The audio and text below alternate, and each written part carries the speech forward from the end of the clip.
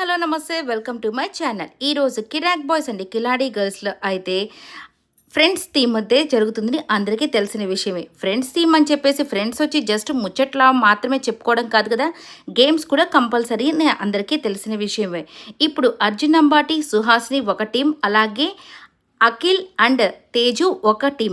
So వీళ్ళిద్దరి మధ్య competition అయితే జరుగుతుంది. సో సుహాసిని పైనుంచి ఒక రౌండ్ రింగ్ లాంటిది వేస్తూ ఉంటుంది తేజు అండ్ సుహాసిని. సో ఇక్కడ అఖిల్ అండ్ అర్జున్ అంబాటి అయితే దాన్ని ఒక స్టిక్ ద్వారా దాన్ని హోల్లోకి అట్లాగా రింగ్ని వేసినప్పుడు దాన్ని పట్టుకోవాలి.